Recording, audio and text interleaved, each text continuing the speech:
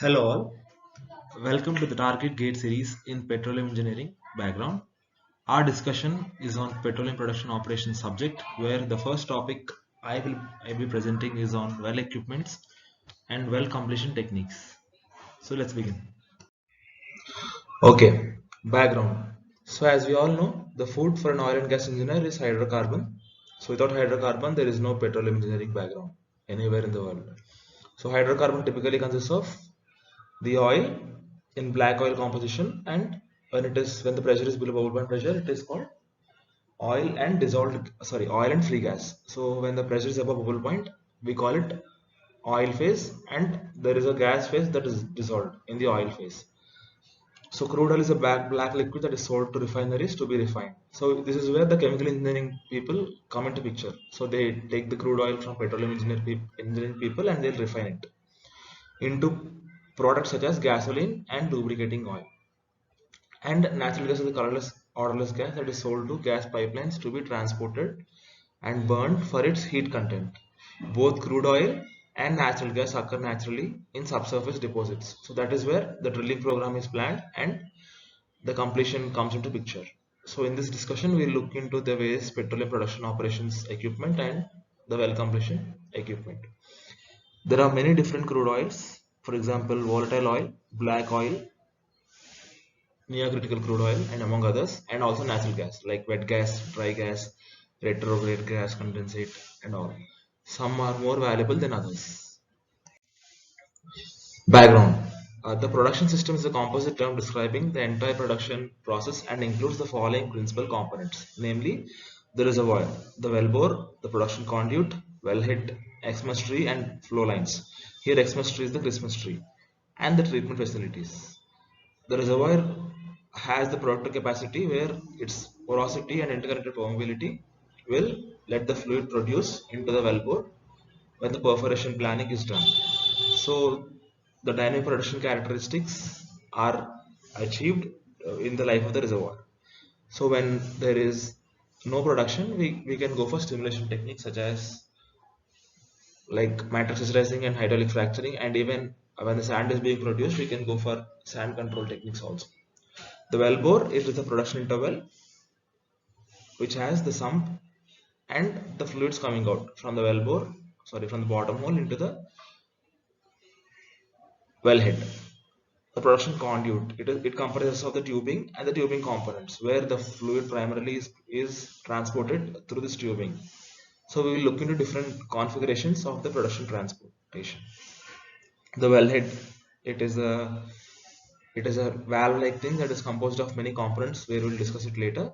The Christmas tree is the system that is installed after all the well drilling, production and completion process over, and the company installs it to monitor the performance of the reservoir and the flow lines.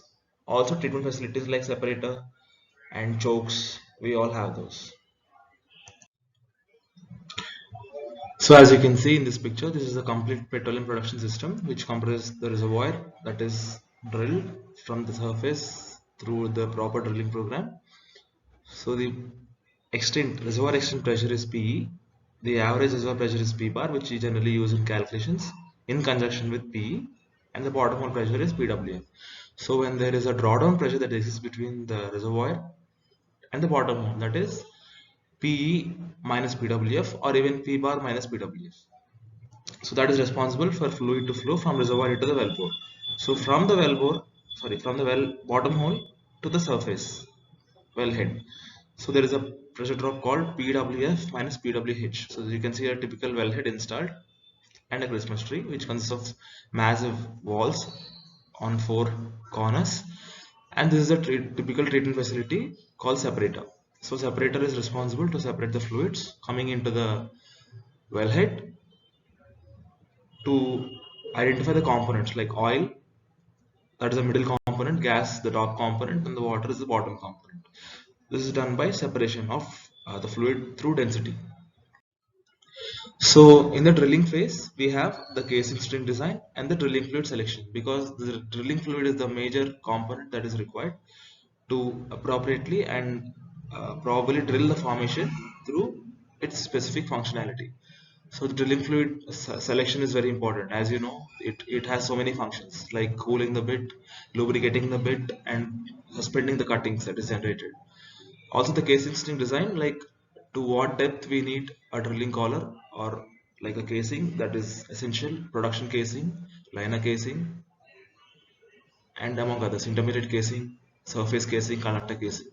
To what depth? Like when we discover that there is a reservoir present at minimum depth through the exploration program, we come to know that what casing length should be followed. In the completion program, we design or install the completion stream. In the production program, we monitor the well and completion performance. So when we need a workover, like when we understand that the fluid is not being produced up to the mark that is desired by the company, we go for workover operation or recompletion. So in this, we go for diagnosis, recommendations to the company. Like a service company is generally approached, and the main company asks the service company to recommend some issues that the well is being faced. Also, the installation of new or improved producing system. This is also a major part. Also, the abandonment. When the production is completely withdrawn from the reservoir, we go for abandonment program. Like we seal off the well or we close the well. So we identify the different candidates, like what wells are not producing in a typical reservoir, and we close them. So what procedure should be followed is addressed typically in the abandonment program. Okay, the total pressure drop is very important to justify the production performance of a reservoir. So when the fluid enters from the reservoir to the bottom wall, we call it the inflow performance relationship. So inflow performance relationship is typically concerned with delta P RES. So delta P RES, as you all know, is the difference between the reservoir pressure and the bottom hole pressure. The pressure drop causes flow in the tubing and well bore. That is delta P TPG. So as you all know, delta P is the pressure difference where the fluid flows from high pressure to low pressure, or even high pressure potential to low pressure potential, or high pressure gradient to low pressure gradient. So the pressure gradient, that is the difference between pressure by depth, is a very important factor. The pressure drop causes flow in the tubing and well bore is that which occurs in lifting the fluid from reservoir to the surface, and it is known as vertical lift performance or the tubing performance relationship, VLP or TPR, or even there is another name for this called SIP, system intake performance. Typically the GATE paper that is set by the professors of Indian institutes, they follow these three conventional names for the tubing performance relationship.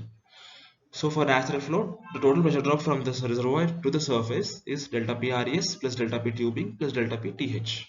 This is the tubing head pressure drop.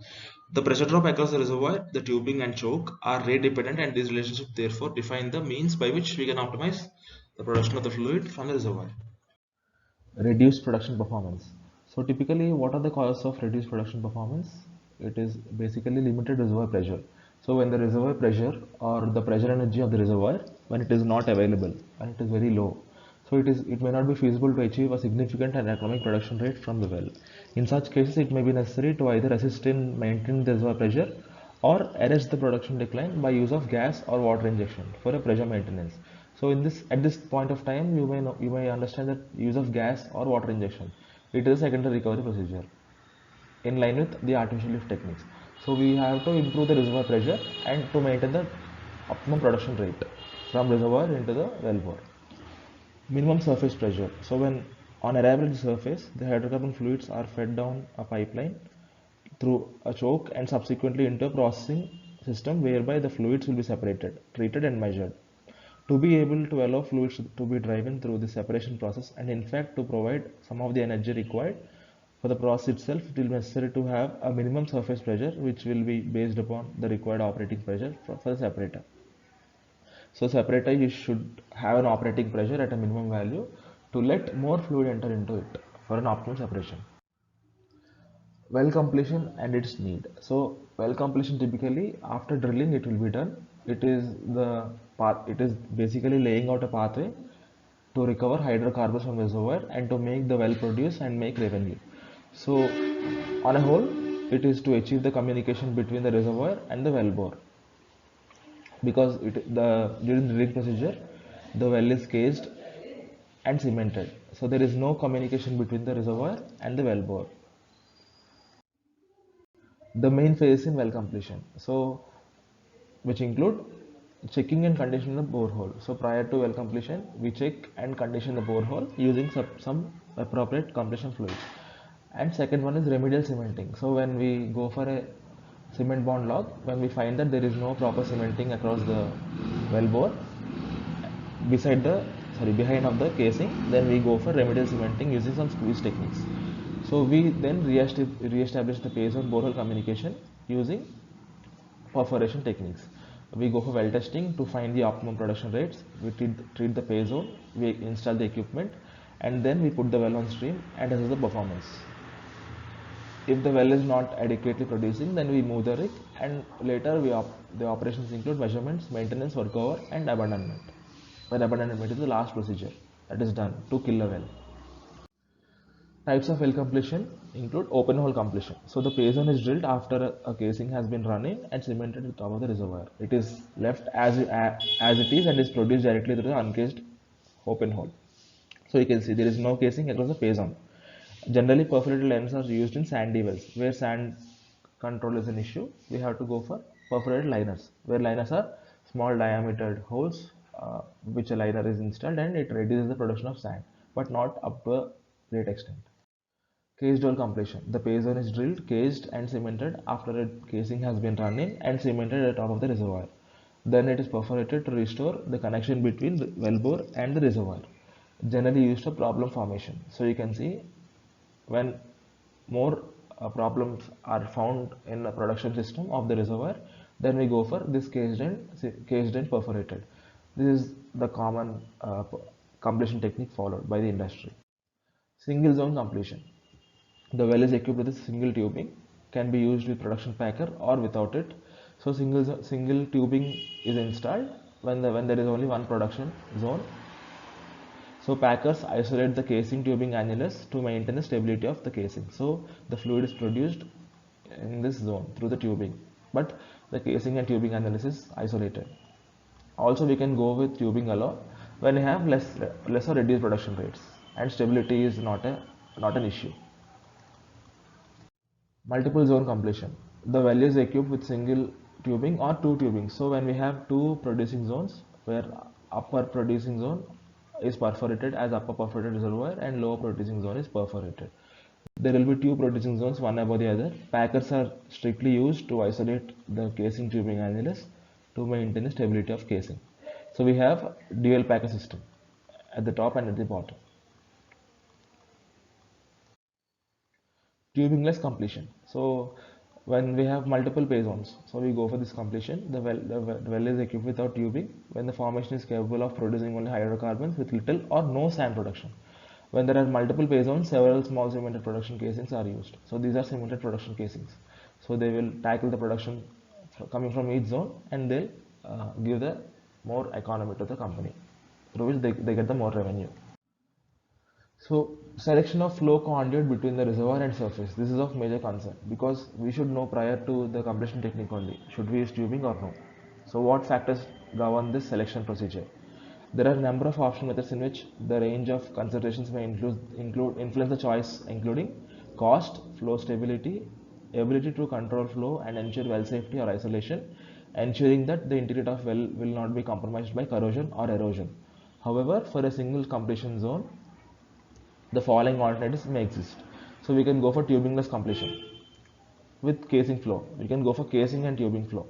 We can go for tubing flow without annular isolation. We can go for tubing flow with annular isolation. So without annular isolation means without packer. So with isolation means with packer. So these are the four alternatives available. So what are the completion string functions? The main function is to contain anticipated flowing pressure and any hydraulic pressures. So the ability which may be employed in a well operations and conduct fluid to surface or the reservoir with minimal flowing pressure loss and optimal flow stability.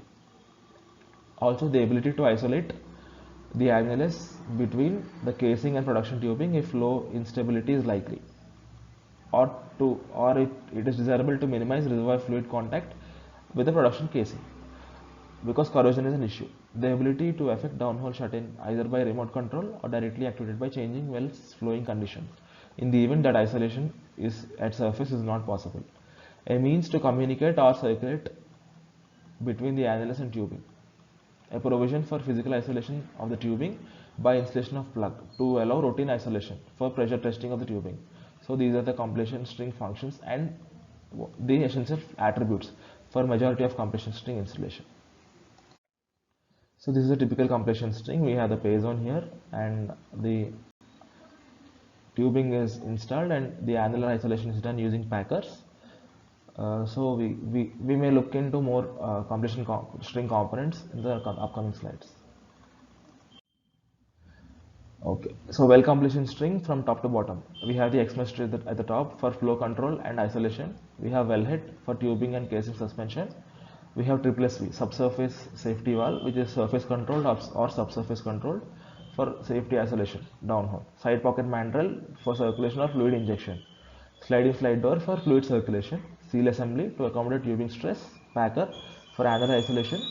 Nipple for tubing isolation. Perforated joint for alternative entry for flow. Nipple for landing wedges and while and re-entry guide. So when we want to install a more casing strings or tubing strings or any other equipment, we have this while and re-entry guide. So this is a typical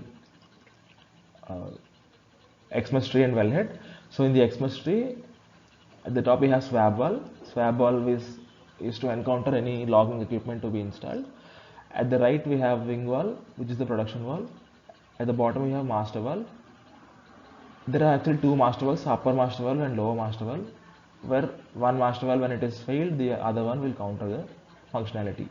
So tubing head adapter to connect the tubing and the tubing and adapter is to suspend the tubing hanger, tubing head, tubing, casing hanger, casing head, inner casing, intermediate casing, sealing medium, casing hanger, casing head, outer casing. So production components. So this is a typical flowing well which has both XMS tree installed and the wellhead installed. So the top casing is surface casing. Next is the intermediate casing, then the production casing. So prior to surface casing, we have conductor casing. So when we don't start the drilling procedure, we pound the conductor casing using hammer or any other medium. So the conductor casing will reduce the debris to enter the wellbore when we drill. So then the surface casing comes when this is suspended from the tubing head or the casing head. The intermediate casing, production casing. Production casing is typically the casing the casing which is suspended across the pay zone. Then we have the annulus, then tubing. The tubing will bring the fluid to the wellhead. Bottom hole choke to control the velocity of the flow. The packer to isolate the casing tubing annulus, the casing perforation, and the oil reservoir. It is composed of casings, tubings, packers, downhole chokes, wellhead, Christmas tree, and surface chokes. Each section is cased to the surface or a liner is placed in the well that laps over the last casing in the well. The last casing in the well is the production casing or even the production liner. Once the production casing has been cemented into the well, the production tubing is run into the well. Thus produced fluids are forced to move out of the perforation into the bottom of the well and then into the inside of the tubing. So tubing is a typical production string overall. So wellhead is defined as a surface equipment set below the master valve of the Christmas tree. The casing head is threaded onto the surface casing. The casing head is a mechanical assembly used for hanging a casing. So you can see here there is a casing valve, tubing head, uppermost casing head, and also the casing head will suspend the casing from the wellhead. Depending on the casing programs in well drilling, several casing heads can be installed during well construction. So several casing heads can be installed because we have so many casings: production casing, intermediate casing, surface casing, conductor casing, and liner, production liner also. Most flowing wells are produced through a string or tubing run inside the production casing string. The tubing head supports the tubing string at the surface. Okay, so a wellhead is typically a system which controls the suspension of different casings and tubing string. The Christmas tree, as I said before, it is installed once all the completion procedures are end and there is no work to do at the well. So the Christmas tree, it controls the flow after the production is started. It is used to control the flow. The Christmas tree is installed above the tubing head. An adapter is a piece of equipment used to join the two. So we have an adapter. I think it is not shown here. The Christmas tree may have only one flow outlet or two flow outlets across. So we have two wing walls on the left and right, a swab wall on the top, and a master wall. So there are two wing walls. These wing walls are production walls. So they are equipped with chokes to control the velocity of the flow. To replace the master wall, the tubing must be plugged. So when the master valve needs to be replaced, the tubing must be plugged. A Christmas tree consists of main valve, wing valve, and needle valve. There is a pressure gauge that indicates the pressure in the tubing at the top. This is the gauge valve. The wing valves and the gauges allow the access to the annulus spaces. So tubing. The tubing selection should be very specifically done. The grade of steel selected from manufacturer of tubing, that is N80, C75, these are the conventions which are not typically necessary for gate examination, will be dependent on number of factors such as strength requirements for string and the possible presence of corrosive components such as CO2 and H2S. So when the production of CO2 and H2S in line with the reservoir fluid is done, the casing should tackle that production of fluid along with uh, hydrocarbon fluid. So the wall thickness of the tubing referred to as weight per foot of tubing. In all drilling calculations, we usually see the weight per foot, such as LB per feet for a specific weight convention. So has to be specified, and this parameter controls the tubing body's capacity to withstand tensile or compressive stress, because this is the two stresses that the tubing string should tackle. And difference between internal and external pressure, example 7-inch tubing is available such as 26, 29, 32 lb per feet. So within these three compositions, like within these three conventions, we should select the best one for a typical well based on its production history. The threaded coupling is an important part of the design specifications as it defines both tensile strength and hydraulic integrity of the compression string. So coupling, when we join two different casings, what threading specifications should be followed, should be looked at. The packer. The packer is to improve the flow stability and production control, to protection of the outer contaminant system or equipment such as production casing and the wellhead. Also to provide the facility to select or isolate various zones during stimulation or production. Example, to isolate two producing zones having different fluid properties, solution gas oil ratio, pressure or permeability, or to stimulate or pressure maintenance. So these are the elements of packer, not necessary for gate examination, but I'm explaining here. So there are friction blocks, inner mandrel, left hand screw head, lower cone, slips, upper cone, bypass, sealing element, and all. So this is the sealing element which typically is installed, and after the sealing element is put at place, all the equipment will go back. So this is a typical packer used in the industry. So retrievability is a function. So there are two different packers, retrievable packer and permanent packer, where retrievable packer can be easily retrieved after installation. The packer can be run as an integral part of the tubing string to the setting depth where the setting mechanism is actuated. Also, a permanent packer cannot be easily retrieved.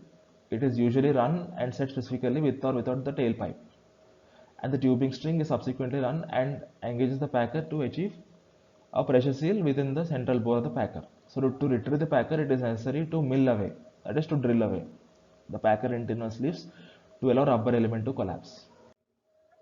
Setting mechanism is done in two ways, that is mechanically or with compression or tension. Mechanically is the rotation of tubing string. So when you rotate the tubing string, the packer blades come out, or the cones or slips. So they are compressionally set, they are mechanically set. So based on compression or tension, that is suspended tubing weight, normally some mechanical device is required which when activated at the setting depth allows, for example, string weight to be transferred to the packer to compress the rubber element. These packers are simple but often unidirectional in terms of setting force and ability to withstand a differential pressure. Also there are two different setting mechanisms available, hydraulic and electrical. So you can study over by pausing at this point. Side pocket mandrel. This component contains an off-center pocket with ports into the annulus. Using Weidler or coil tubing, a valve can be installed in the packer which allows fluid flow between tubing and annulus. So side pocket mandrel essentially is used for three operations. For gas lift valves. This type of valve, when landed in the side pocket mandrel, responds to the pressure of the gas injected into the annulus to open the valve and allow gas injection into the tubing. So for gas lift operations, we use side pocket mandrel as a typical valve to let the gas enter the annulus. Also chemical injection valves. These valves allow the injection of chemicals such as corrosion inhibitors, pour point depressants like PPDs. So the valve is again opened by annular pressure. For circulation, to allow circulation of kill fluids or the placement of a lower density fluid cushion, a valve can be installed which can be sheared by pressure, allowing communication. Sliding side door. This device permits communication between tubing and annulus. It consists of two concentric sleeves with elastoceramic scales between them and each with slots or holes. So you can see a SSD with seals and typical ports. So when the seals are opened, the circulation is permitted between casing and tubing. Using wire or coil tubing, the inner sleeve can be moved upwards or downwards to align the openings on both sleeves. Its application is for well killing and placement of fluids in the tubing or annulus by circulation. So when we typically place a fluid in the annulus zone, it will apply some hydrostatic head on the tubing, that is the fluid that is produced. So we can kill the well. Landing nipples. A landing nipple is a short tubular device which has an internally machined profile capable of accommodating and securing a mandrel run into its bore on violin or coil tubing. The nipple provides a resist to mechanically lock the mandrel in place using set of expandable keys. So it is used to lock the mandrel in place against the internal bore of the nipple and the outer surface of the mandrel. So there are three types of nipples. The top no-go, where the no-go shoulder is located above the seal bore. So you can see the no-go nipples. The no-go shoulder is located above the seal bore.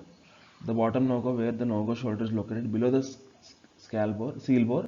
In this design, the no-go shoulder obviously restricts the diameter of the above of the seal bore. Selective nipples. Nipple size must progressively diminish the depth of the string. Then it is possible to run only one of each size and type in the string. So selective nipples can be installed since the locking mechanism is selective and has to be specifically actuated by the wireline tool. Safety valves, as we all know, it is for safety purposes. Their function is to provide remote subsurface isolation in the event of a catastrophic failure. Catastrophic means unimaginable failure of the Christmas tree, or as a fail-safe shutdown system. So we have remotely controlled SSV. It is surface controlled subsurface valves or subsurface safety valves. This is more widely employed and more reliable method. The valves can normally rely on hydraulic pressure supplied to the downhole valve by a small 1/4-inch manual control line run in the annulus. So this is a typical cross section of a remotely controlled SSV. So we have a valve system to obstruct the flow and perform safety operations. Directly controlled subsurface safety valve. This type of valve is designed to remain open provided either a preset differential pressure containing through a fixed size orifice in the valve is not exceeded or flowing bottom hole is maintained above a present value.